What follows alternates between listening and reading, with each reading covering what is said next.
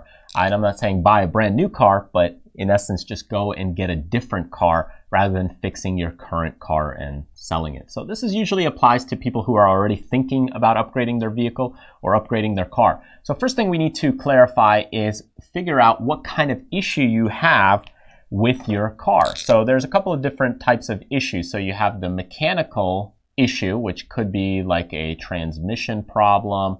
It could be kind of a blown out tires, or tires are dry rotting. Could be a brake issue.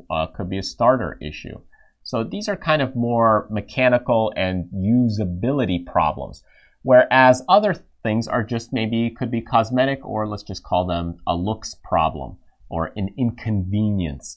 This could be things like an AC. It could be things like the doors aren't working with the power locks, power windows aren't working. It could be cosmetic, like the bumpers. Maybe you hit a deer, those kinds of things. So it could be more of the looks or the cosmetic things. Because can you drive a car without AC?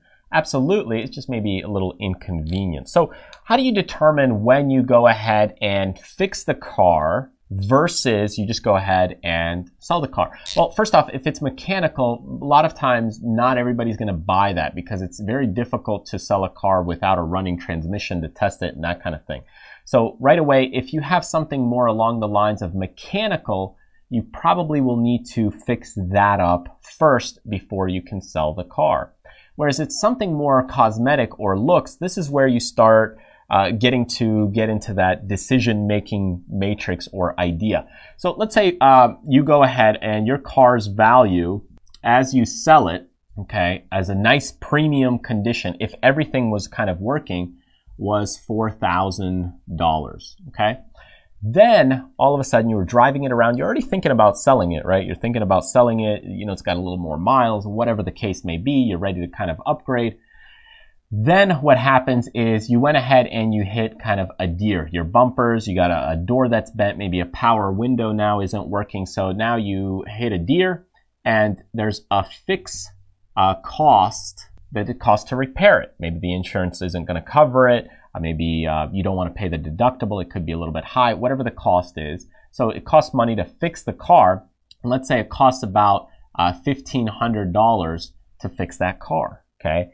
Well, now the car's value, okay, in order for you to actually sell it with a problem like this, well, let's just say you go ahead and you could still sell the car even with the issues. So you still have problems for $3,000, okay? So you still have kind of some issues and some problems, but you could still sell the car for $3,000. Okay, so here's what you do. Well, take a look at this. Okay, the number right here is what's important. Well, if it costs you $1,500 to fix, okay, well, you're only going to get back $4,000.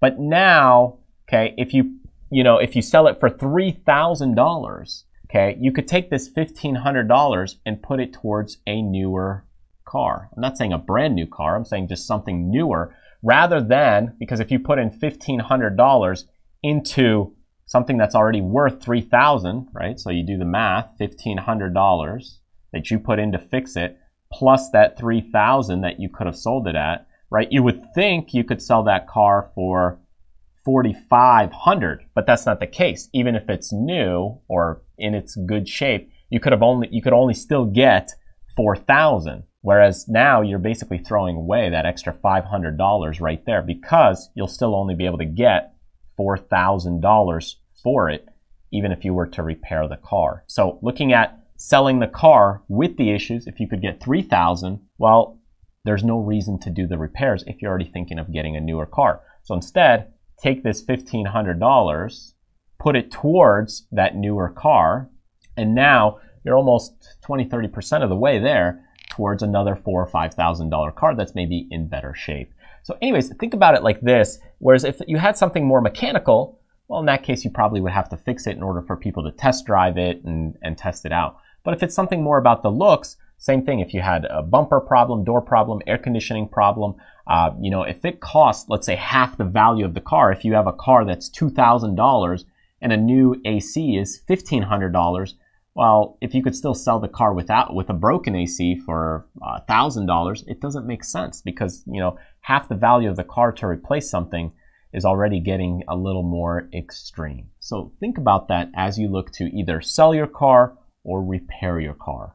All right, so I want to thank you so much for joining me today. Be sure to subscribe on YouTube by clicking the icon right over here. But if you want to join me on my newsletter list, where I also share some more exclusive premium content, as well as some of the courses and products that I release, then get on my newsletter list by clicking this link right here. When you get there, enter your name and email address, and